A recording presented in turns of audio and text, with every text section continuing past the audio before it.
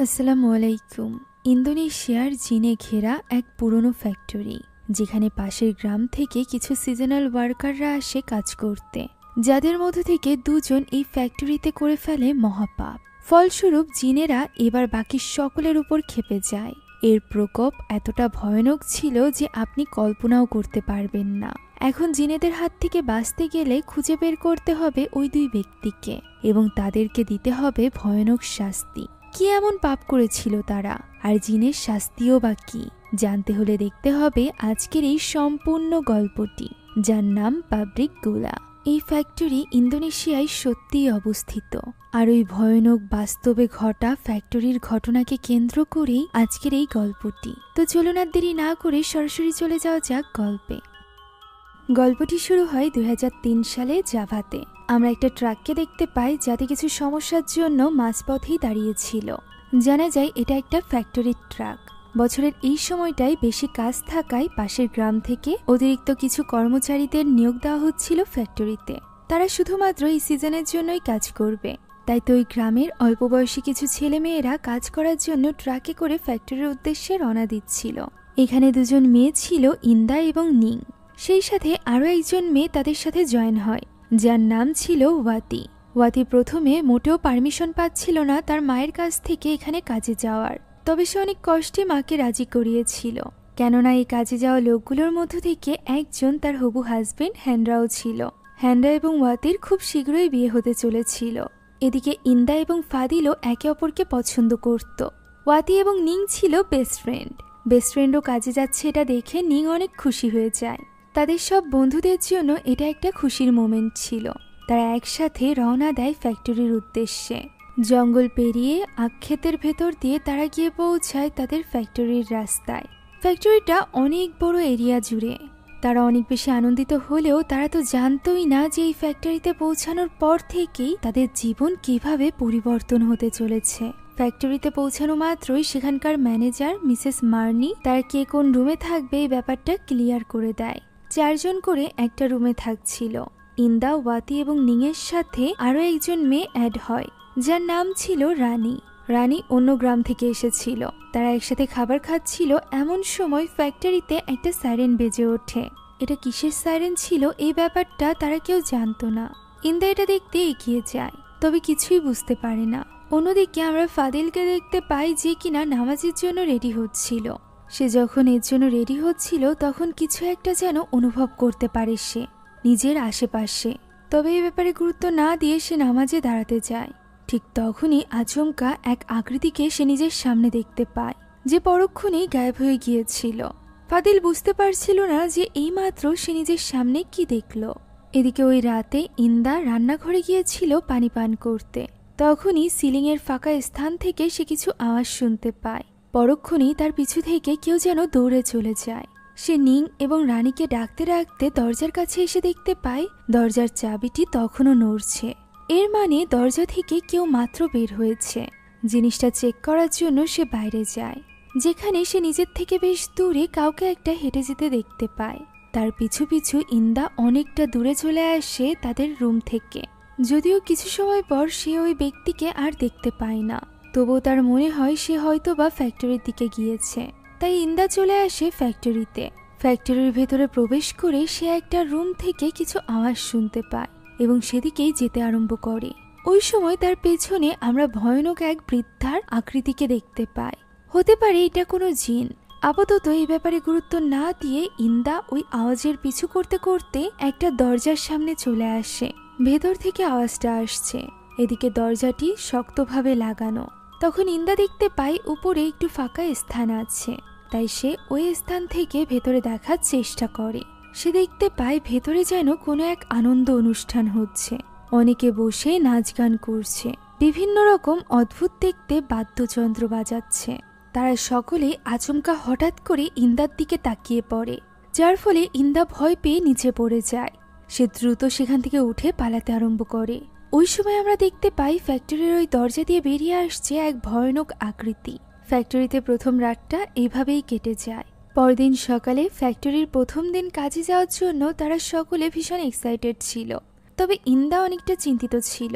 সে ওয়াতি এবং নিংকে জিজ্ঞাসা করে গতকাল রাতে তারা কেউ ঘর থেকে বের হয়েছিল কিনা। তারা এই ব্যাপারে অস্বীকার করলে সে একটু চিন্তিত হয়ে পড়ে, তবে এই ব্যাপারে সে কাউকেই কিছু বলে না। এখন তাদেরকে ওয়েলকাম জানায় মিসেস মার্নি। এখানে তাকে সাহায্যের জন্য ছিল সামিন, সেই সাথে দুজন সিকিউরিটি গার্ড। এখানে মিসেস মার্নি তাদেরকে কিছু রুলস জানিয়ে দেয়। মাগরিবের পরপরই একটা সাইরেন বাজবে, যে সাইরেনের পর থেকে শুরু হবে ইয়েলো আওয়ার্স। এই সময়ের মধ্যে সকলকে নিজেদের লজে ফিরে যেতে হবে। আর এরপর ঠিক রাত 9টার সময় আরেকটা সাইরেন বাজবে, যার সাথে শুরু হয়ে যাবে রেড আওয়ার্স। এই সময়ে কেউ যেন নিজ নিজ ঘর থেকে বাইরে না বের হয়। এটা সম্পূর্ণভাবে নিষিদ্ধ এবং মারাত্মক। এই কথা শুনে একটু ঘাবড়ে যায় ইন্দা, কেননা গতকাল রাতে তো সে গভীর রাতে একাই লজ থেকে বাইরে বের হয়েছিল। আর এরপর কি ঘটেছিল তা তো তার স্পষ্ট মনে আছে। এখন সকলকে তাদের কাজ বুঝিয়ে দেওয়া হয়, এক একজনকে এক একটা টিমে নিয়ে নেওয়া হয়। বেশিরভাগ মেয়েদেরকেই অফিস ওয়ার্ক দেওয়া হয়েছিল আর ছেলেদেরকে ফিল্ড ওয়ার্ক। ইন্দাকে বেছে নেওয়া হয়েছিল মিসেস মার্নির পার্সোনাল অ্যাসিস্ট্যান্ট হিসাবে। সকলে যে যার কাজ করছিল। দুপুরের দিকে আমরা ইন্দাকে দেখতে পাই যে কিনা মিসেস মার্নির অফিসে যাচ্ছিল কিছু রিপোর্ট নিয়ে।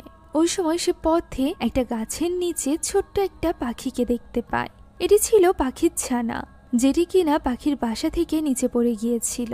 তাই ইন্দা এখানে পাখির ছানাটিকে তার বাসায় তুলে দেয়। এই জিনিসটা দেখে সেখানে একজন মহিলা তাকে বলে, ভালো কাজের ফল অবশ্যই ভালোই হয়, নিশ্চয়ই সে এই ভালো কাজের ফল পাবে। এই কথা বলে মহিলাটি সেখান থেকে চলে যায়। ইন্দা একটু অবাক হয়। অন্যদিকে আখ খেতে কাজ করছিল ফাদিল। আখ কাটার সময় সে নিজের সামনে হঠাৎই একটা সাপ দেখতে পায়। এটা যেন তাকে ছোবল মারতে চাইছিল, ফলে ফাদিল একটু ঘাবড়ে যায়। তবে বারবার আল্লাহর নাম নেওয়ায় সাপটি সেখান থেকে চলে যায়। ফাদিলও হাঁপ ছেড়ে বাঁচে। ওই দিন ব্রেকের সময় তাদের দুই বন্ধু ফ্রাঙ্কি এবং দিউই তাদেরকে বিভিন্ন রকম গল্প বলতে থাকে। তারা জানায় এই ফ্যাক্টরিতে নাকি অনেক আগে আগুন লেগেছিল, যেখানে অনেক কর্মচারীরা ড্রাঙ্ক অবস্থায় পুড়ে মারা গিয়েছিল। আর ওই কর্মচারীদের অতৃপ্ত আত্মাদের হাত থেকে বাঁচার জন্যই মূলত ইয়েলো আওয়ার এবং রেড আওয়ারের রুলস সেট করা হয়েছে। মানা হয় এই ফ্যাক্টরি জুড়ে প্রতি রাতেই ওই আত্মারা নাকি ঘোরাঘুরি করে এবং সাধারণ মানুষদেরকে সামনে পেলে তাদের ক্ষতি করে। হেনরার কাছে এই সব কিছু শুধুমাত্র গুজব ছাড়া আর কিছুই মনে হয় না। তাই সে ফ্রাঙ্কির এই সকল কথায় গুরুত্ব না দিয়ে সেখান থেকে উঠে চলে যায়। মাগরিবের ওয়াক্ত হয়ে গিয়েছিল, তবে ইন্দা তখনও কাজে মগ্ন ছিল। এমন সময় আচমকা ওই বৃদ্ধার আকৃতিকে আমরা তার পাশেই দেখতে পাই, যার মুখ থেকে রক্ত এসে পড়ে ইন্দার গায়ে। ইন্দা ভয়ে চিৎকার করে ওঠে এবং পরক্ষণেই দেখতে পাই সেখানে কেউই নেই। তার এতে করে বেশ ভয় লেগে গিয়েছিল। এর উপর আবার সাইরেন বাজার সময় হয়ে গিয়েছিল, তাই সে আর দেরি না করে দ্রুত অফিস রুম থেকে বেরিয়ে পড়ে। রুম থেকে বের হতেই সে নিজের সামনে রানীকে দেখতে পায়, যে কিনা ফ্যাক্টরির ভেতর দিকে যাচ্ছিল। ইন্দা এতে বেশ অবাক হয় এবং তার পিছু পিছু যেতে যেতে বলে যে সে তাকে কিছু প্রশ্ন করতে চায়। রানী দাঁড়িয়ে গিয়ে জিজ্ঞাসা করে যে সে কি জানতে চায়। উত্তরে ইন্দা জানতে চায় গতকাল রাতে সে তার রুম থেকে বাইরে বের হয়েছিল কিনা। রানী এ কথার উত্তর না দিয়ে তার দিকে ঘুরে তাকায় আর এরপর দৌড়ে তার দিকে আসতে থাকে। পরক্ষণেই সে পরিণত হয় ওই আকৃতিতে, যে কিনা ইন্দার গলা চেপে ধরে। এই ঘটনায় ইন্দা অনেক বেশি ঘাবড়ে গিয়েছিল এবং দৌড়ে ফ্যাক্টরি থেকে তখনই বাইরে বেরিয়ে আসে, যেখানে অলরেডি তার বান্ধবীরা তার জন্য অপেক্ষা করছিল। ওয়াতি এবং নিংয়ের সাথে রানীও ছিল। রানীকে এখানে দেখে সে আরো বেশি অবাক হয়। সে বুঝতে পারছিল না তার সাথে কি ঘটছে। ওই দিন সন্ধ্যার পর ফ্রাঙ্কি এবং দিউই দুইজন সিকিউরিটি গার্ডের সাথে বসে তাস খেলছিল। সিকিউরিটি গার্ড এখানে জানায় যে আশেপাশের কোনো গ্রামের মানুষজন এই ফ্যাক্টরিতে কাজ করতে চায় না, তাই তো দূরের গ্রাম থেকে লোকজনকে এখানে নিয়ে আসা হয়। এই ফ্যাক্টরি নিয়ে আরো একটা গুজব আছে। ফ্যাক্টরির পশ্চিম সাইডের বিল্ডিংয়ে নাকি একসময় মেন্টাল হসপিটাল ছিল, সেখানেই মূলত আগুনটা লেগেছিল, যে কারণে অনেক মানুষ মারা গিয়েছিল। 9টার পর আশেপাশে ওই সকল মানুষের আত্মারাই ঘোরাফেরা করে। কেউই চাইবে না এই সকল আত্মাদের মুখোমুখি হতে। তবে যদি কোনো আত্মা তাদের পিছে পড়ে যায় তাহলে যেন পিছের দিকে না তাকিয়ে তারা দৌড়ে পালাতে আরম্ভ করে, বিশেষ করে মাফ চেয়ে। এ কথা শোনা মাত্রই দিউই আর এক মুহূর্ত দেরি করে না। সে দ্রুত তাদের কাছে মাফ চায় এবং দৌড়ে সেখান থেকে নিজের রুমের দিকে যেতে থাকে। তার পিছু পিছু ফ্রাঙ্কিও যেতে থাকে এবং তাকে ভীতু বলে সম্বোধন করে। সেই সাথে বলে যে রিল্যাক্সে যেতে এখনো সময় আছে। একথা বলতে না বলতেই 9টার সাইরেন শোনা যায়, যে আওয়াজের পর কারোর বাইরে থাকা যাবে না। আর এই সাইরেন বাজা মাত্রই ফ্রাঙ্কি দিউইকে ছাপিয়ে সেখান থেকে দৌড়ে পালাতে আরম্ভ করে, যা দেখে দিউইও ঘাবড়ে যায় এবং জুতা ফেলে রেখে সেখান থেকে পালাতে আরম্ভ করে। ফ্রাঙ্কি ভেতরে ঢুকে দরজা বন্ধ করে দেয়। তখনই দিউই দরজার রিফ্লেকশনে একটা জ্বলন্ত লাশের মতো কাউকে একটা দেখতে পায়, ফলে সে অনেকটা ঘাবড়ে যায়। তবে পেছনে তো কেউই ছিল না। এমন সময় পিছ থেকে কেউ একজন তার জুতো ছুঁড়ে মারে, ফলে সে অনেক বেশি ঘাবড়ে যায় এবং দৌড়ে ভেতরে ঢুকে পড়ে। ওই সময় আমরা মেয়েদের লজের দৃশ্য দেখতে পাই, যেখানে ওয়াতি কোনো একটা কারণ নিয়ে ভীষণ চিন্তিত ছিল। নিং এর ব্যাপারে জিজ্ঞাসা করলে ইন্দা বলে যে তার হেন্দ্রাকে নিয়ে অনেক বেশি চিন্তা হচ্ছে। ওয়াতির মা হেন্দ্রার কাছে একটা বড় শর্ত জুড়ে দিয়েছে তাকে বিয়ে করার জন্য। তার কাছে মনে হচ্ছে হেন্দ্রা হয়তো বা এই ব্যাপারে চিন্তিত। ওয়াতি নিংকে জিজ্ঞাসা করে সে যদি ওয়াতির জায়গায় হতো তাহলে সে কি করত। উত্তরে নিং বলে সে কখনোই নিজে আর্থিকভাবে সামর্থ্যবান না হওয়া পর্যন্ত বিয়ে করত না, তবে সে নিজে এরকম, ওয়াতি তো ওরকম না। একথা বলে সে ওয়াশরুমে চলে যায়। ওয়াতি তখন ইন্দাকে জিজ্ঞাসা করে সে হলে কি করত। তবে ইন্দা তো এইসব কথায় কানও দিচ্ছিল না। তার মন পড়েছিল ওই সকল ভয়ানক ঘটনাকে ঘিরে যেগুলো তার সাথে ঘটেছে। তবে বারবার জিজ্ঞাসা করার পরও সে ওয়াতিকে কিছুই বলে না। তখনই যখন তারা খাবারের জন্য প্লেট নিতে যায়, প্লেটের নিচ থেকে বেরিয়ে আসে এক ভয়ানক পোকা, যা দেখে তারা তিনজনই ঘাবড়ে যায়। ওই সময় নিং ওয়াশরুমে ছিল। হঠাৎই লাইটটা ফ্লিকার করতে করতে বন্ধ হয়ে যায়। নিং ঘাবড়ে যায়। এমন সময় তার পেছনে আমরা জ্বলন্ত ওই মানুষগুলোকে দেখতে পাই। এরা মানুষ ছিল নাকি জিন, যারা কিনা আগুনের তৈরি। তবে নিং তাদেরকে দেখতে পায় না। রুম থেকে বের হওয়ার সময় তার ওয়াতির সাথে দেখা হয় এবং সে ঘাবড়ে যায়। সে ওয়াতিকে বলে হঠাৎ করে কারেন্ট কেন চলে গেল। তখন ওয়াতি লক্ষ্য করে যে লাইট তো ঠিক আছে, কারেন্টও আছে, বাইরের সুইচটাই বরং বন্ধ ছিল। সে এই ব্যাপারে গুরুত্ব না দিয়ে অজু করতে আরম্ভ করে। অন্যদিকে ওই সময় ফাদিলও অজু করছিল। তার আশেপাশে আওয়াজ হতে আরম্ভ হয়। ফাদিল বুঝতে পারছিল না এই আওয়াজগুলো কোথা থেকে আসছে। এদিকে ওয়াতি যখন নামাজ পড়ছিল তখন নামাজ শেষে সে হিজাব খোলার সময় আচমকা ওই ভয়ানক জিনদের মধ্য থেকে একটি তার পিছে চলে আসে, ফলে সে ঘাবড়ে যায়। তার ব্যাগ থেকে সকল কাপড় চোপড় এলোমেলোভাবে বাইরে পড়েছিল, যা দেখে সে একটু অবাক হয়। পরদিন সকালে কাজে যাওয়ার সময় সে জানতে পারে হেন্দ্রা গতকাল রাতে এক ভয়ানক স্বপ্ন দেখেছে। এই ব্যাপারে তার বন্ধুরা কথা বলছিল। তাই ওয়াতি এবার হেন্দ্রার সাথে কথা বলে এবং তাকে জিজ্ঞাসা করে তার স্বপ্নের ব্যাপারে। হেন্দ্রা তাকে তার স্বপ্নের ব্যাপারে বলতে চাইছিল না, বরং সে তো এখানে ওয়াতির সাথে মিসবিহেভ করে সেখান থেকে চলে যায়। কেননা ওয়াতি তাকে বারবার তার স্বপ্নের কথা জিজ্ঞাসা করছিল। নিং এবং ইন্দা তাকে সান্ত্বনা দেয়। তখন ফাদিল বলে স্বপ্ন নিয়ে খুব বেশি ভাবা উচিত না। একথা বলে সে সেখান থেকে চলে যায়। এখন ওই দিন রানীর একটা ফাইল ডেলিভারি করার কথা ছিল একটা নির্দিষ্ট অফিসে, যেখানে ইন্দারও একটা ফাইল ডেলিভারি করার কথা ছিল। তবে ইন্দার সেই সাথে আরও একটা অফিসে কাজ ছিল, যেটা জানার পর রানী তাকে ইনসিস্ট করতে থাকে যাতে করে ইন্দা তাকে নিজের ফাইলটি দিয়ে দেয়। এমনিতেই রানী ওই অফিসে যাচ্ছে, একই অফিসে যেহেতু দুটো ফাইল দিতে হবে সে নিজেই দিয়ে দিতে পারবে। ইন্দা অত কিছু না ভেবে তাকে দিয়ে দেয়। কিছুক্ষণের মধ্যেই ইন্দার সবকিছু অস্বাভাবিক লাগতে শুরু করে। সে একটা মালবাহী গাড়িকে অন্যদিকে যেতে দেখতে পায়, যেখানে বসেছিল রানী। তার নাম ধরে ডাক দিতেই সে ভয়ানকভাবে ইন্দার দিকে ঘুরে তাকায়, আর এরপর সেখানেই দাঁড়িয়ে থাকে।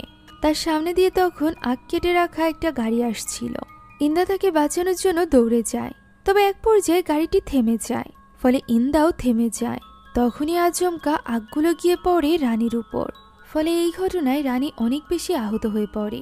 এই ঘটনার জের ধরে মিসেস মার্নি অনেক বেশি বকাঝকা করতে থাকে ইন্দাকে, কেননা ওই ফাইল রেখে আসার কাজটি তার ছিল। সেখান থেকে বের হয়ে মিসেস মার্নি শামিনের সাথে কথা বলে, যেখানে শামিন যেন কিছু একটা নিয়ে ভয় পাচ্ছিল, যে ব্যাপারে সে মিসেস মার্নিকে বললে মার্নি বলে সে এখনই ফ্যাক্টরির কাজ বন্ধ করতে পারবে না, তা যাই হোক না কেন। এই সকল কথা শুনে ইন্দা একটু অবাক হয়। এরপর আমরা শামিনকে একজন মহিলার সাথে দেখতে পাই। এই মহিলাকে আমরা এর আগেও দেখেছি ইন্দার সাথে কথা বলতে। তার নাম আসি। সে এখানে পরপর 3টা ডাব কাটে। 3টা ডাবই পচে গিয়েছিল। একটার ভেতর থেকে তো কেঁচোও বেরিয়ে আসে, যা দেখে শামিন বলে এর মানে তারা রেগে গিয়েছে, অর্থাৎ তারা এখানে জিনদের কথা বলছিল। তবে জিনরা যে কেন রেগে গিয়েছে এই ব্যাপারটা আসি এবং শামিন দুজনই বুঝতে পারছিল না। এদিকে ইন্দা কাঁদতে কাঁদতে নিজের লজের দিকে ফিরে যাচ্ছিল, যেখানে আগে থেকেই তার জন্য অপেক্ষা করছিল ফাদিল। ফাদিল এখানে ইন্দাকে রানীর অ্যাক্সিডেন্টের ব্যাপারে জিজ্ঞাসা করে। তখন ইন্দা কাঁদতে কাঁদতে তাকে প্রথম রাতের ঘটনা খুলে বলে। তার মনে হচ্ছিল সে ওই রাতে রেড আওয়ারে বের হয়েছিল বলেই এই সব কিছু ঘটছে। তখন ফাদিল জিজ্ঞাসা করে সেদিন সে কার সাথে বের হয়েছিল, যা শুনে ইন্দা একটু অবাক হয়। সে বলে সে একজন লোকের পিছু করছিল, যে কিনা লজ থেকে বের হয়ে ফ্যাক্টরি পর্যন্ত গিয়েছিল। সেখানে গিয়ে আর তাকে সে খুঁজে পায়নি। তবে ফ্যাক্টরির ভেতরে তখন কোনো একটা রিচুয়াল হচ্ছিল, যে রিচুয়াল দেখে সে অনেকটা ভয় পেয়ে গিয়েছিল। তার মনে হচ্ছে এই রিচুয়ালের সাথে কোনো না কোনোভাবে এই সকল ভয়ানক ঘটনা জড়িত। ফাদিল তাকে এইসব ব্যাপারে কারোর সাথে শেয়ার করতে নিষেধ করে, কেননা এতে করে তাকে চাকরি থেকেও বের করে দেওয়া হতে পারে। এখন ওই সময় আমরা আসি এবং শামিনকে দেখতে পাই, যারা কিনা জিনদেরকে সন্তুষ্ট করার জন্য একটা রিচুয়াল করছিল। তারা ওই রুমটাতে ছিল যে রুমের ভেতরে ইন্দা ওই রিচুয়ালের দৃশ্য দেখেছিল।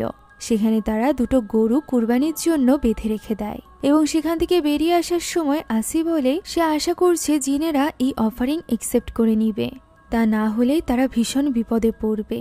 এখন ইন্দার ভেতরে আসতে আসতে সন্ধ্যা হয়ে যায়, যেখানে রানীর ঘর থেকে সে আওয়াজ শুনতে পায় এবং ভেতরে গিয়ে দেখতে পায় রানী বিছানার উপর বসে আছে। সে রানীর কাছে ক্ষমা চাইতে থাকে। তখনই আচমকা পাশে থাকা আলমারিতে তার চোখ পড়ে। সে দেখতে পায় রানীর স্থানে ওই বৃদ্ধা জিনটি বসে আছে। রানীও উঠে দাঁড়ায়, সেই সাথে বৃদ্ধা জিনও উঠে দাঁড়ায়। ঘুরে তাকাতেই দেখা যায় রানী ছিল পুরোপুরি রক্তাক্ত। ঠিক তখনই আচমকা আলমারির ভেতর থেকে ওই জিন তার উপর হামলে পড়ে। তার চিৎকার শুনে তখনই সেখানে চলে আসে ওয়াতি এবং নিং। তারা তাকে সামলে নেয়। নিং ইন্দাকে জিজ্ঞাসা করে রানীর এ ধরনের পরিস্থিতির জন্য সে আবার নিজেকে দায়ী মনে করছে না তো। ইন্দা চুপ করে থাকলে নিং তাকে চিন্তা করতে মানা করে। রানীকে অলরেডি চিকিৎসার টাকা দিয়ে তার বাড়িতে পাঠিয়ে দেওয়া হয়েছে। একথা বলার মাঝেই নিং দেখতে পাই 9টা বাজতে চলেছে। ওয়াতি হেন্দ্রার জন্য খাবার রেডি করেছিল, তবে হিজাব পরে বের হতে হতে সময় লেগে যাবে। 9টার মধ্যে খাবার দিয়ে আবার চলে আসতে হবে। এ কারণে নিং ওয়াতিকে জিজ্ঞাসা করে সে কি কিছু মনে করবে যদি নিং হেন্দ্রাকে খাবার দিয়ে আসে। ওয়াতি জানায় যে না। তাই নিং খাবার নিয়ে পৌঁছে যায় হেন্দ্রার কাছে। দরজা খুলে ফ্রাঙ্কি। ফ্রাঙ্কি দেখে তো খুশি হয়ে যায় যে নিং তার জন্য খাবার নিয়ে এসেছে, কেননা সে মনে প্রাণে নিংকে পছন্দ করত এবং শুধুমাত্র একটাই দোয়া করত যে নিং যেন তাকে ভালোবাসে। এরই মাঝে সেখানে হেন্দ্রা আসলে নিং তার হাতে খাবারটি তুলে দেয় এবং বলে ওয়াতি পাঠিয়েছে। তখনই সেখানে ফাদিল আসে এবং নিংকে বলে দ্রুত তার লজে ফিরে যেতে। 9টার অ্যালার্ম বাজতে চলেছে, তাই তো নিং দ্রুত তার লজের দিকে ফিরতে থাকে। মাঝপথে এসেই সে অদ্ভুতভাবে দাঁড়িয়ে যায়, যেন সে কিছু একটা অনুভব করছিল। এমন সময় সাইরেন বেজে ওঠে, যা শোনা মাত্রই সে দ্রুত ভেতরে চলে যায়। ওই সময় লজের সামনে আমরা অসংখ্য জিনের উপস্থিতি দেখতে পাই। পরদিন সকালে ওই ঘরের ভেতরে চেক করতে যায় শামিন এবং আসি। সেখানে গিয়েই তারা হতবাক হয়ে যায়, কেননা জিন তাদের এই অফারিং গ্রহণ করেনি। ব্যাপারটা তাদের জন্য অনেক বেশি ভয়ানক ছিল। এ কারণে ওই দুটো গরুকে মেরে তারা একটা রিচুয়াল করে জিনদেরকে শান্ত করার জন্য। ওই রাতে আমরা ওই দুইজন সিকিউরিটি গার্ডকে এই ব্যাপারে কথা বলতে দেখতে পাই, যেখানে তারাও এই রিচুয়াল নিয়ে চিন্তিত ছিল। এমন সময় আচমকা সেখানে থাকা একটা কুয়ার ভেতর থেকে আওয়াজ ভেসে আসে। প্রথমে তারা মনে করে সেখানে হয়তো বা আসি রয়েছে, তবে পরক্ষণেই দেখা যায় কুয়ার ভেতরকার বালতি আপনা আপনি উপরে উঠছে, যা দেখে তারা ঘাবড়ে যায় এবং তখনই সেখান থেকে দৌড়ে পালায়। এদিকে ঈশান নামাজ শেষ করে ঘুমাতে যাওয়ার সময় আমরা ফাদিলের ঘরের আলমারির আয়নার রিফ্লেকশনে একজন মহিলা জিনকে দেখতে পাই। ফাদিল তাকে খেয়াল করে না এবং ঘুমিয়ে পড়ে। কিছু সময়ের মধ্যেই ফাদিল দেখতে পায় আলমারির দরজা আপনা আপনি খুলে গিয়েছে। সে এটা আটকে ঘুমিয়ে পড়ে। মাঝরাতের দিকে হঠাৎই তার মুখের উপর ফোঁটা ফোঁটা রক্ত পড়তে থাকে, যার ফলে তার ঘুম ভেঙে যায় এবং সে চোখ মেলতেই দেখতে পায় তার উপর দাঁড়িয়ে আছে মাথা কাটা একটা জিন, যার মাথা ছিল তার পাশের বালিশে। এই সকল ভয়ানক ঘটনার জন্য পরদিন সকালে ফাদিলের ঘুম থেকে উঠতে দেরি হয়ে যায়। সে দ্রুত ফ্যাক্টরির দিকে যাচ্ছিল। এমন সময় সে লক্ষ্য করে মিসেস মার্নি, শামিন এবং আসি সিকিউরিটি গার্ডদের সাথে কোনো একদিকে দৌড়ে যাচ্ছে। সেও তাদের পিছু করে। গতকাল রাতের ওই কুয়োর কাছেই তারা এসেছিল। ভেতরে কিছু একটা দেখে আসি বলে যত দ্রুত সম্ভব ফ্যাক্টরির কাজ বন্ধ করতে হবে। একথা শুনে মিসেস মার্নি শামিনদেরকে নিয়ে সেখান থেকে চলে যায়। এই সুযোগে ফাদিল চলে যায় কুয়োর ভেতরটা চেক করার জন্য। সেখানে যেতেই সে ঘাবড়ে যায়, কেননা ভেতরে একটা লাশ পড়েছিল। তখনই সেখানে চলে আসে শামিন। শামিন প্রথমে ফাদিলের কাছে জিজ্ঞাসা করে যে এই ছেলেটি তাদের গ্রামের কিনা। ফাদিল না বললে সে জিজ্ঞাসা করে সে এই ফ্যাক্টরিতে প্রথমবারের মতো কাজের জন্য এসেছে কিনা। ফাদিল এতে হ্যাঁ বলে। তখন শামিন বলে ফাদিলকে দেখেই বোঝা যাচ্ছে সে কোনো সাধারণ ছেলে নয়। সে যা কিছু জানে এই কয়েকদিনের ঘটনার ব্যাপারে সবকিছু যেন সে তাকে খুলে বলে, তা না হলে এই পরিস্থিতি সামলানো যাবে না। যা শুনে ফাদিল এবার চিন্তায় পড়ে যায়। সে ইন্দার ব্যাপারে সবকিছু বলে দেয়, যার ফলে ইন্দাকে ডেকে আনা হয়। তাকে আসি বলে সবটা সত্যি কথা বলতে, তা না হলে তার ভীষণ কষ্ট হবে। এবার ইন্দা তাদেরকে সব খুলে বলে। সে যে কাউকে লজ থেকে বাইরে যেতে দেখে তার পিছু পিছু ফ্যাক্টরি পর্যন্ত গিয়েছিল এবং সেখানে ওই রিচুয়ালের দৃশ্য দেখেছিল সবটা। যা শুনে মিসেস মার্নি জিজ্ঞাসা করে সে লজ থেকে কাকে বের হতে দেখেছিল। এর উত্তর ইন্দার কাছে ছিল না। ফাদিলের মনে হয় এটা হয়তো বা রানী ছিল, তা না হলে ওই দিন কেন তার সাথে অ্যাক্সিডেন্টটি হবে। তখন আসি বলে রানী আহত হওয়ার পর সে রানীকেও পরীক্ষা করেছিল। সে শুধুমাত্র জিনদের একজন ভিকটিম ছাড়া আর কেউ নয়, সে কোনো দোষ করেনি। তখন শামিন ফাদিলের কাছে তার স্বপ্নের ব্যাপারে জিজ্ঞাসা করে। ফাদিল প্রথমে তো বলতে কমফোর্টেবল ছিল না। তখন আসি বলে তার মধ্যে কিছু বিশেষ শক্তি রয়েছে, সে যেন নিজের স্বপ্নের কথা বলে। হতে পারে স্বপ্নের ভেতরে কোনো ক্লু পাবে তারা। ফ্যাক্টরিতে আসার প্রথম রাতে, যে রাতে ইন্দা ঘর থেকে বের হয়েছিল, ওই রাতে ফাদিল স্বপ্ন দেখেছিল যে পশ্চিম সাইডের ওয়্যার হাউসে দুজন ব্যক্তি প্রবেশ করছে। তারা জিজ্ঞাসা করলে ইন্দা বলে সে তো পশ্চিম সাইডের ওয়্যার হাউসে যায়নি, তারা যে সাইডের ওয়্যার হাউসে কাজ করে সেখানেই ছিল। পশ্চিম সাইডের ওয়্যার হাউসটা বহুদিন ধরে বন্ধ, তাই আসি এখানে ধারণা করে যে সেখানে ওই রাতে যে দুজন ব্যক্তি গিয়েছিল তাদের দ্বারাই এমন কোনো পাপ অথবা ভায়োলেশন হয়েছে যে কারণে জিনেরা ক্ষেপে গিয়েছে। ফাদিলও যখন জানতে পারে পশ্চিম সাইডের ওই ওয়্যার হাউসে কারোর যাওয়া নিষিদ্ধ, তখন সে অবাক হয়ে যায়।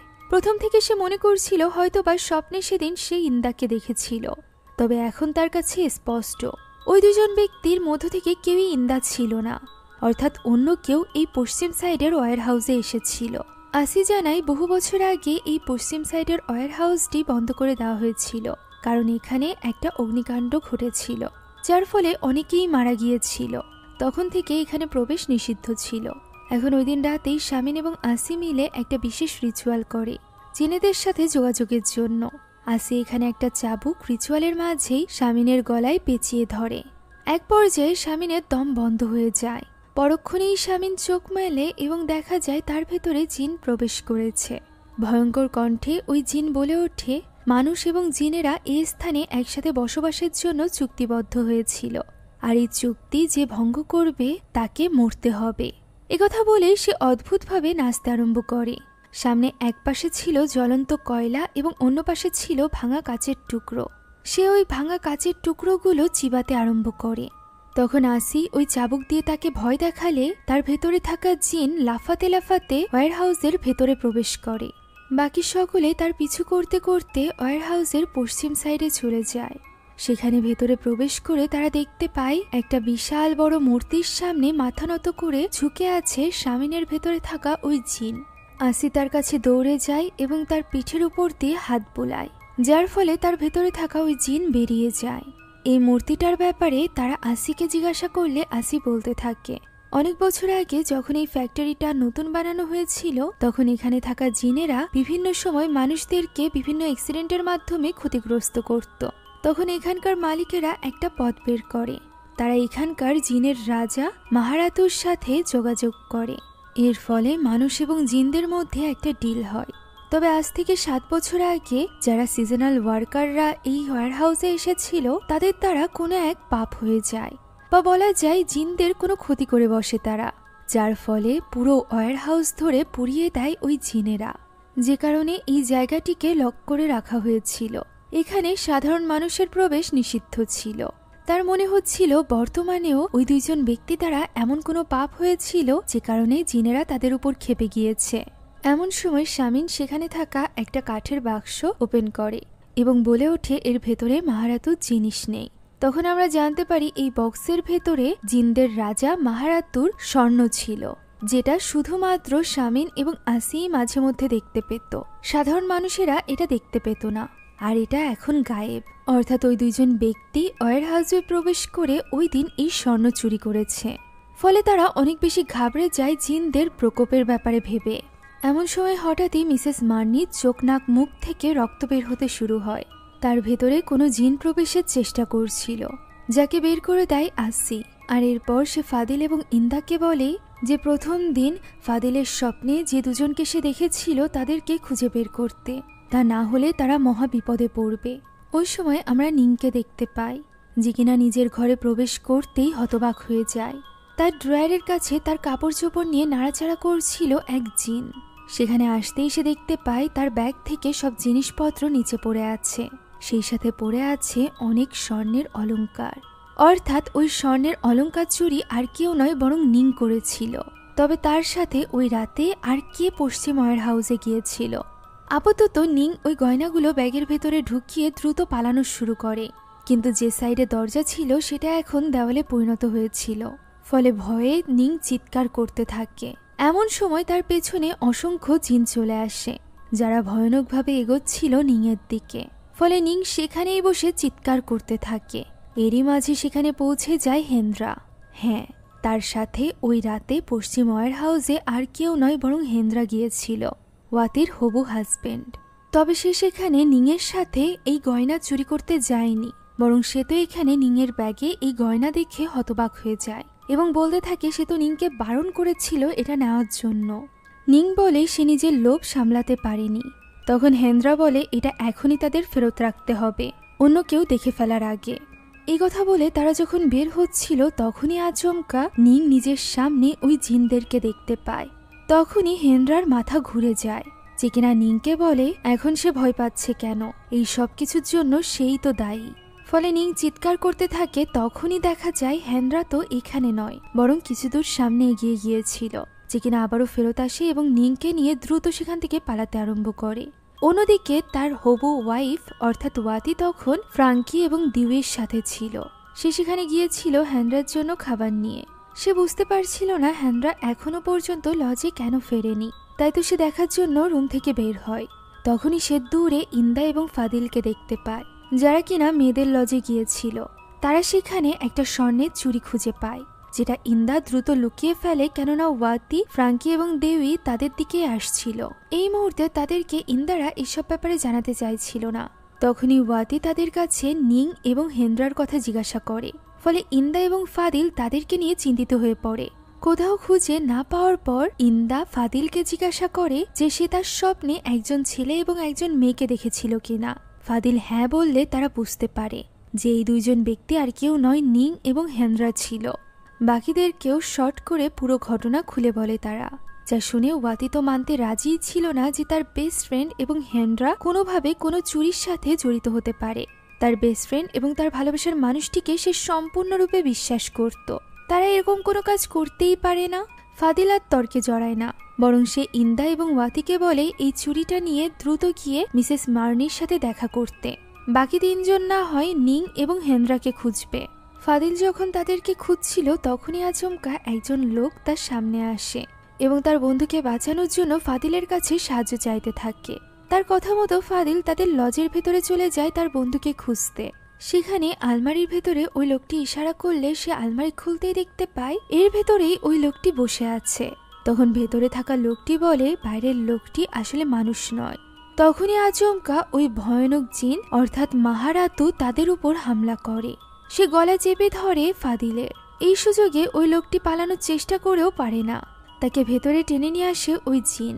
এদিকে ফাদিল দোয়া কালাম পড়তে আরম্ভ করে, যার ফলে ওই জিন দুর্বল হয়ে পড়ে এবং তাকে ছেড়ে দেয়। সে ওই লোকটিকেও বাঁচিয়ে নেয়। অন্যদিকে ফ্রাঙ্কি এবং দিউইকে দেখা যায়, যেখানে তাদের পেছনেই সাইকেল চালিয়ে কেউ যেন তাদের দিকে এগোচ্ছিল। তবে তারা সেদিকে তাকাতেই সাইকেলওয়ালা অন্যদিকে চলে যায়। তাদের পেছন থেকে ওই সাইকেলওয়ালাকে দেখা যায়, যে কিনা কিছু দূর গিয়েই থেমে যায় আর এরপর ঘুরে তাকায় তাদের দিকে, যেখানে তার মুখই ছিল না, অর্থাৎ এটাও কোনো সাধারণ মানুষ ছিল না। ফলে তারা দুজনে অনেক বেশি ঘাবড়ে যায় এবং দৌড়ে সেখান থেকে পালাতে আরম্ভ করে। এদিকে এত রাতে এই ওয়ার হাউসের দিকে আসায় ওয়াতির ভীষণ ভয় পাচ্ছিল, সে ভেতরে যেতে চাইছিল না। তখনই ইন্দা দেখতে পায় পেছনে ওই বৃদ্ধা জিন শূন্য থেকে নেমে আসছে। সে ওয়াদিকে পেছনে ফিরতে মানা করে এবং দ্রুত তাকে নিয়ে ভেতরে চলে যায়। ফাদিল যখন যাচ্ছিল তখন আমরা দেখতে পাই তার আশেপাশে অসংখ্য জিন জড়ো হয়েছিল, কেননা প্রায় 9টা বাজতে চলেছে। রেড আওয়ার স্টার্ট হতে চলেছে। রেড আওয়ারের আগেই তাদেরকে খুঁজে বের করতে হবে নিং এবং হ্যান্দ্রাকে। ওই সময় দিউই এবং ফ্রাঙ্কির সামনেও এক ভয়ানক জিন চলে আসে। এই জিন মহিলা তাদের উপর হামলা করে, যার ফলে ভয়ে পালানোর সময় তাদের দেখা হয় ফাদিলের সাথে। এদিকে তারা যাদেরকে খুঁজে পাচ্ছিল না, অর্থাৎ নিং এবং হেন্দ্রা পৌঁছে গিয়েছিল ফ্যাক্টরির সামনে। সিকিউরিটি গার্ড 2জন এমন ভাব করে যেন তারা কিছুই জানে না এবং নিং আর হেন্দ্রাকে ভেতরে যেতে বলে। তারা বুঝে গিয়েছিল যে তারা দুজনই মূলত চোর। ভেতরে গিয়ে তারা ওই গয়না আসির হাতে থাকা ওই বক্সে দিয়ে দেয়। আসি বলে এখানে সবটা নেই। তখনই সেখানে ইন্দা এবং ওয়াতি চলে আসে এবং সে ওই চুরিটাও তাদেরকে দিয়ে দেয়। এরপর আসি ওই বক্সটি বন্ধ করে আবারও তার জায়গায় রেখে দেয়।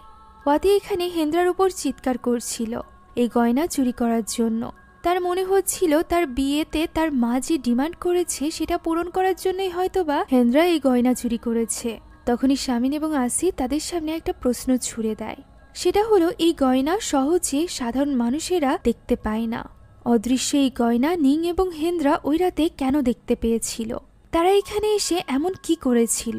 এখানে তারা সবটা খুলে বলে। প্রথম রাতে তারা যখন ফ্যাক্টরির ভেতরে প্রবেশ করেছিল গোপনে, তখন তারা দেখেছিল যে ইন্দা তাদের পিছু পিছু চলে এসেছে, যে কারণে তারা লুকাতে গিয়ে পশ্চিম সাইডের ওই নিষিদ্ধ এরিয়াতে চলে যায়।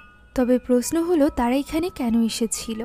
মূলত ওয়াতির হবু হাজবেন্ড এবং তার বেস্ট ফ্রেন্ডের মধ্যে একটা নাজায়েজ সম্পর্ক ছিল, যে সম্পর্কটা তারা এখানেও কন্টিনিউ করতে চাইছিল।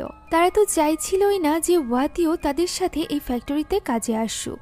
তবে ওয়াতির এখানে আসায় তাদের দুজনের দেখা করা বেশ কঠিন হয়ে পড়েছিল।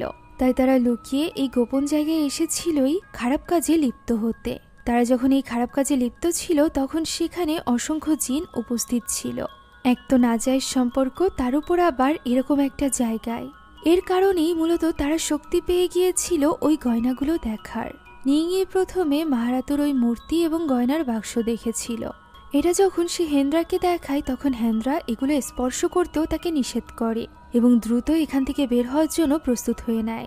তবে নিং সেদিন ওই গয়নাগুলো চুরি করে নিয়ে এসেছিল। এই পুরো ঘটনা শোনার পর ওয়াতি তাদের উপর ভীষণভাবে ক্ষেপে যায়। তার বেস্ট ফ্রেন্ড এবং তার হবু হাজবেন্ড মিলে তাকে ধোঁকা দিয়েছিল, আর কতদিন ধরে ধোঁকা দিচ্ছে তার কোনো ঠিকও নেই। ওয়াতির এই সকল কথা শুনে নিং এবং হেন্দ্রা দুজনই অনুতপ্ত হতে থাকে। নিং কাঁদতে কাঁদতে ওয়াতির কাছে ক্ষমা চাইতে আসে, তবে ওয়াতি তো তার স্পর্শ সহ্য করতে পারছিল না। সে সেখান থেকে চিৎকার করে দৌড়ে বেরিয়ে যায় এবং এই ফ্যাক্টরির ভেতরেই একটা জায়গায় বসে কাঁদতে থাকে। হঠাৎই সে চুপ হয়ে যায়, আর এরপর তার শরীর হাওয়ায় ভাসতে আরম্ভ করে। দেখা যায় তার ভেতরে ওই বৃদ্ধা জিন প্রবেশ করেছে, যে কিনা প্রথম থেকেই ইন্দাকে জ্বালাচ্ছিল। তার চিৎকারের আওয়াজ শুনে সকলে বাইরের দিকে দৌড়ে যায়। অন্যদিকে সিকিউরিটি 2জনের কাছে চলে এসেছিল ওয়াতি, অর্থাৎ তার ভেতরে থাকা ওই জিন। সে এখানে আঙুল উঁচু করে কিছু একটা বলতে থাকে, যা বলা মাত্রই ওই ফ্যাক্টরিতে থাকা সকলে ওই জিনদের দ্বারা পজেস হয়ে যায় এবং ছুটে চলে আসে ওই স্থানে যেখানে রিচুয়ালে ব্যবহৃত ওই কাচের টুকরো এবং জ্বলন্ত কয়লা ছিল। তারা এসেই ওই জিনিসগুলো চিবিয়ে খেতে আরম্ভ করে। 2জন সিকিউরিটি গার্ড মিলেও তাদেরকে আটকাতে পারছিল না। তাদেরকে আটকাতে আসি সেখানে চলে আসলে তার উপর হামলা করে ওয়াতির ভেতরে থাকা ওই জিন। তবে আসি এখানে তার মন্ত্র বলে তাকে কাবু করে ফেলে। ওই সময় সে তার ভেতর থেকে ওই জিনকে তাড়াতেই চলেছিল, এমন সময় আচমকা আবারও ওয়াতির ভেতরকার ওই জিন জেগে ওঠে এবং আসির গলা চেপে ধরে। এই পরিস্থিতিতে আচমকা ইন্দার কিছু একটা হয়ে যায়। সে পাশে গিয়ে বসে পড়ে, যেন তাকে কোনো এক জিন পজেস করে রেখেছিল। সে এখানে ওই রিচুয়ালটি করতে আরম্ভ করে, যে রিচুয়ালটি করতে প্রথম রাতে সে ওই ঘরের ভেতরে বেশ কয়েকটা জিনকে দেখেছিল। এই রিচুয়াল করতে করতে সে অন্য এক জগতে চলে আসে, যেন এক অতীতে। সেখানে এই ফ্যাক্টরির আক্ষেতের ভেতরে এই রিচুয়ালটি করা হচ্ছিল। রিচুয়ালের মাঝেই একজন ছেলে এবং একজন মেয়েকে বিয়ে দেওয়া হয়, আর এরপর তাদেরকে নিয়ে যাওয়া হয় আক্ষেতের ভেতরে থাকা একটা গর্তের কাছে। সেখানে নিয়ে রিচুয়ালের শেষ পর্যায়ে তাদেরকে জীবিতই কবর দিয়ে দেওয়া হয় এবং সেখানে থাকা মহিলা বলে ওঠে, এটাই জিনেরা চায়। আর এর পরপরই আসল দুনিয়াতে অজ্ঞান হয়ে পড়ে ইন্দা। বাকিদের ভেতর থেকেও জিন বেরিয়ে যায়, সকলে স্বাভাবিক হয়ে পড়ে। ইন্দার জ্ঞান ফেরার পর তার কাছ থেকে সবটা শুনে শামিন এবং আসি বুঝতে পারে যে এখন তাদের হিউম্যান স্যাক্রিফাইস করতে হবে। আর এই বড়বউ হিসাবে জিনেরা মূলত বেছে নিয়েছিল নিং এবং হেন্দ্রাকে, যা শুনে নিং এবং হেন্দ্রা দুজনেই কাঁদতে আরম্ভ করে। বিশেষ করে নিং আকুতি মিনতি করতে থাকে যে সে মরতে চায় না, তবে তাদের হাতে আর কোনো উপায় ছিল না। জিনার মতো মহাপাপ করা, সেই সাথে জিনদের গয়না চুরি করা, এর ফলে জিনেরা যা চেয়েছে তা তাদেরকে বাধ্য হয়ে মানতে হবে। ইন্দা এবং ফাদিল তাদেরকে বোঝানোর চেষ্টাও করে অন্য কোনো উপায় আছে কিনা, তবে সত্যি আর কোনো উপায় ছিল না, যে কারণে তারা তাদের ফ্রেন্ডদেরকে বাঁচাতে পারে না। তাদেরকে নিয়ে যাওয়া হয় বড়বউ সাজাতে। অন্যদিকে আক্ষেতের ভেতরে গিয়ে রিচুয়াল শুরু করে দেয় শামিন এবং আসি, যেখানে আসি এবার জিনের বশে চলে এসেছিল এবং অদ্ভুতভাবে ওই রিচুয়াল পারফর্ম করছিল। তখন তার সামনে নিয়ে আসা হয় একটা ঘোড়াকে, যেটাকে এক কোপে হত্যা করে আসির ভেতরে থাকা ওই জিন এবং খুশিতে হাসতে আরম্ভ করে। অন্যদিকে আমরা দেখতে পাই বড়বউকে পালকিতে করে রওনা দিয়েছিল রিচুয়ালের ওই লোকেরা। তারা তাদেরকে নিয়ে আক্ষেতের ওই ভেতরের স্থানটিতে পৌঁছে যায়, যেখানে আগে থেকেই বাকিরা অপেক্ষা করছিল। এখানে মাহারাতুর নাম নিয়ে তাদেরকে ওই গর্তে ফেলে দেওয়া হয়। সাথে সাথে দৃশ্য চলে যায় অতীতে। আমরা দেখতে পাই ইন্দা এবং ফাদিলের রিকোয়েস্ট মেনে নিয়েছিল শামিন এবং আসি। তারা শেষ চেষ্টা করতে চাইছিল যাতে করে নিং এবং হেন্দ্রাকে বাঁচানো যায়। তাই তো তারা এখানে নিং এবং হেন্দ্রার মতো দেখতে দুটো পুতুল তৈরি করেছিল। তারা প্রথমে নিং এবং হেন্দ্রার হাত কেটে তাদের রক্ত সংগ্রহ করে, আর এরপর এই পুতুলের গায়ে তাদের নাম লিখে দেওয়া হয়। সেই সাথে পুতুলের মুখেও তাদের রক্ত লাগিয়ে দেওয়া হয়, যাতে করে জিনেরা এই পুতুলকেই হেন্দ্রা এবং নিং ভেবে তাদের স্যাক্রিফাইস গ্রহণ করে নেয়। জিনদের হাত থেকে হেন্দ্রা এবং নিংকে রক্ষা করার জন্য তাদের চারিদিকে লবণের একটা সার্কেল বানিয়ে দেওয়া হয় এবং তাদেরকে এর ভেতরেই থাকতে বলা হয়। এখন দৃশ্য বর্তমানে আসে এবং আমরা দেখতে পাই ওই পুতুলকে তারা কবর দিচ্ছিল নিং এবং হেন্দ্রা হিসাবে। এই সুযোগে ইন্দা এবং ফাদিলকে চোখের ইশারা করে আসি, যার ফলে ফাদিল এবং ইন্দা দ্রুত নিং এবং হেন্দ্রার সুরক্ষার জন্য তাদের দিকে দৌড়ে আসতে থাকে। এদিকে তাদের উপর নজর রাখছিল ওয়াতি, যার কাছে বারবার মাফ চাইতে থাকে হেন্দ্রা। সে বলে ওয়াতি তাকে হাজবেন্ড হিসাবে গ্রহণ না করলেও অন্তত পক্ষে সে যেন তাকে ক্ষমা করে দেয়। এই পাপের বোঝা সে আর বইতে পারছে না। তবে ওয়াতি তার কথার কোনো উত্তর না দিয়ে সেখান থেকে সরে আসে। তখন দরজার কাছে দাঁড়িয়ে ছিল মিসেস মার্নি। তার কাছে এসে ফ্র্যাঙ্ককে জিজ্ঞাসা করে যে রিচুয়ালটি কি খুব কঠিন। উত্তরে মিসেস মার্নি বলে তারা জানে না, কেননা এই রিচুয়াল তারা প্রথমবারের মতো করছে। এরই মাঝে কোনো এক শক্তি ঘরের ভেতরে চলে আসে এবং হেন্দ্রা আর নিং এর চারিপাশে থাকা ওই লবণ মুছে দেয়। সাথে সাথে সামনে থাকা ঘরের দরজাটি বন্ধ হয়ে যায়। ফলে সেখানে থাকা সকলে অনেক চিন্তিত হয়ে পড়ে এবং দ্রুত ওই ঘরের দরজা খোলার চেষ্টা করতে থাকে। এরই মাঝে ফাদিলরাও সেখানে চলে আসে। অনেক চেষ্টার পরও দরজাটি কিছুতেই খুলছিল না। এক পর্যায়ে সেটা আপনা আপনি খুলে যায়। ভেতরে তারা দেখতে পায় ওই দুটো পুতুল পড়ে আছে, অর্থাৎ তাদের এই চালাকি ওই জিন বুঝতে পেরেছিল। তাই তো নিং এবং হেন্দ্রাকে তুলে নিয়ে গিয়েছিল তারা। এটা বুঝতে পারা মাত্রই ফাদিল দৌড়ে ওই আক্ষেতের ভেতরে যেতে থাকে। সকলে তার পিছু পিছু চলে আসে। সে এসে চিৎকার করে সকলকে এই রিচুয়াল বন্ধ করতে বলে। ততক্ষণে কবরটি ভরাট করা শেষ হয়ে গিয়েছিল। তারা দ্রুত গিয়ে ওই কবরটি খুঁড়তে আরম্ভ করে। আসি এবং শামিন এইসবের কিছুই বুঝতে পারছিল না। হঠাৎই তাদের দুজনেরই শরীর খারাপ হতে শুরু হয়। আসির ভেতরে জিন ঢুকে পড়েছিল, যে কিনা সকলকে উদ্দেশ্য করে বলতে থাকে, জিনের রাজা মাহারাতুকে ধোঁকা দেওয়া কি এতটাই সহজ। এরই মাঝে বাকিরা মাটি খুঁড়ে দেখতে পায় ততক্ষণে নিং এবং হেন্দ্রা মারা গিয়েছে, অর্থাৎ জিন তাদের স্যাক্রিফাইস নিয়ে নিয়েছে। যা দেখে তাদের বন্ধুরা কান্নায় ভেঙে পড়ে। ওয়াতিও হেন্দ্রাকে জড়িয়ে ধরে হাউমাউ করে কাঁদতে থাকে। তারা সকলে এই ফ্যাক্টরিতে এসেছিল স্বপ্ন নিয়ে, তবে পরদিন সকালেই এক দুঃখ ভারাক্রান্ত মন নিয়ে তাদেরকে নিজ নিজ বাড়িতে ফিরে যেতে হয়। ফ্যাক্টরিটি বন্ধ করে দেওয়া হয় এবং সকলকে নিজ নিজ গ্রামে এগিয়ে দেওয়া হয়। সারা রাতের ঘটনায় তারা এত বেশি ক্লান্ত ছিল যে ট্রাকে করে যাওয়ার সময় তারা সকলে ঘুমিয়েছিল। এরই মাঝে ফাদিলের ঘুম ভেঙে যায় এবং তার চোখ পড়ে ইন্দার দিকে, যেখানে ইন্দার পেছনে ছিল ওই বৃদ্ধা জিন, অর্থাৎ সে তখনও পর্যন্ত ইন্দার পিছু ছাড়েনি। এদিকে মাহারাতুকে শান্ত করার আবারও চেষ্টা করে শামিন এবং আসি গরু কুরবানি দেওয়ার মাধ্যমে। তবে এবারও এই অফারিং মাহারাতু একসেপ্ট করে নেয় না, বরং সে এবার অফারিং নেয় শামিন এবং আসির তাদের উপর হামলা করে। আর এরই সাথে শেষ হয়ে যায় আজকের এই গল্পটি। আশা করছি বাস্তবে থাকা ইন্দোনেশিয়ার এক ভয়ানক ফ্যাক্টরির বাস্তব ঘটনা অবলম্বনে তৈরি আজকের এই হরর মুভিটি আপনাদের কাছে ভালো লেগেছে। যদি ভালো লেগে থাকে তাহলে একটি লাইক এবং একটি কমেন্ট করতে ভুলবেন না। সেই সাথে আমাদের চ্যানেলে নতুন হয়ে থাকলে please subscribe to our channel. এছাড়া আমাদের সকল ভিডিওর আপডেট পেতে এখনই জয়েন করুন আমাদের হোয়াটসঅ্যাপ চ্যানেলে, লিংক ডেসক্রিপশন বক্সে পেয়ে যাবেন। Thank you so much for watching this video. আল্লাহ হাফেজ।